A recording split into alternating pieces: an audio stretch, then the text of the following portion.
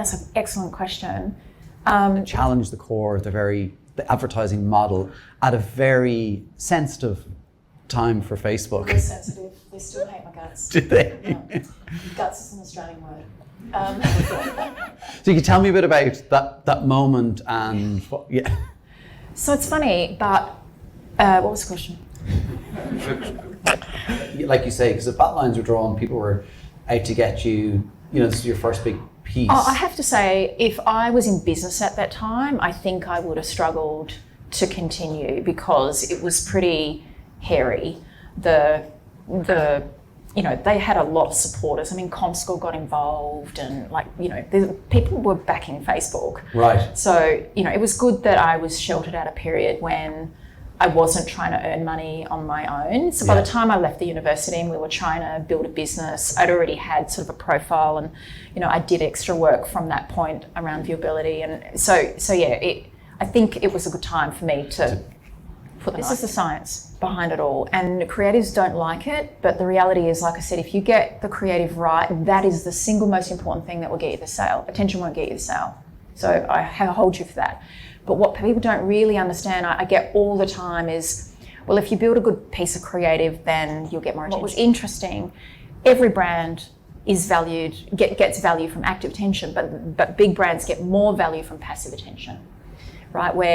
Because as long as they've got distinctive assets. I mean, we're in the home of Heineken, which have wonderful distinctive assets. So in their case, they can probably afford to be advertising in places where it's not necessarily going to be right in their face because they do have distinctive assets.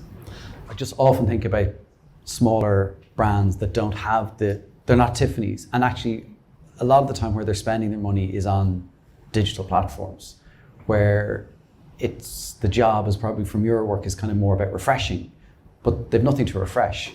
But then there's this double nuance there for them as well, because those digital formats are the ones that have the least volume. So that's where, you might get 20% of the audience even looking at your ad than you think you are. So it's real tough. So have you ever seen the work that I've done with Peter Field on share of voice, share of market? So he talks about how the relationship has failed.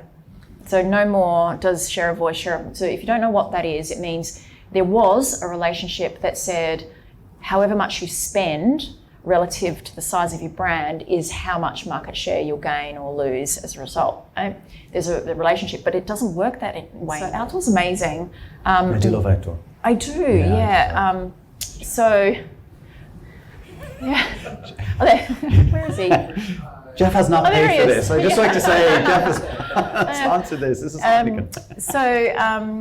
it's interesting because we started with street furniture, which is easy to collect because you just put little cameras, ethically collected cameras on outdoor, right?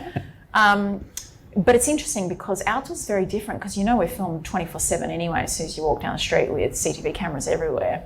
But we've actually then worked with QMS on massive billboards, like massive ones on bridges and on buildings and things like that. And it's super, super interesting. So where the billboard is determines how much attention you pay.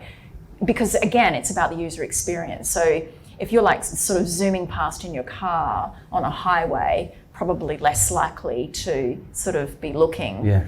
But if your billboard is out the front of a train station and there's this big set of lights and there's this whole big amount of people just standing there, what are you going to look at? Well, you're probably not going to look at him, so you probably just look here. Yeah. And so so that's what I mean by the user experience determines how much attention you pay, because it defines where you look. Controversial, Giles, Edwards and Ryan Wallman.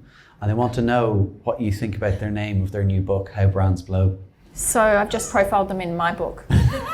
So I love it so much. So I've got their book and I've actually done a piece highlighting. So when did they ask you that? Yesterday. Oh my God, they're so naughty. So they're amazing. The book is hilarious. And it's particularly distinctive.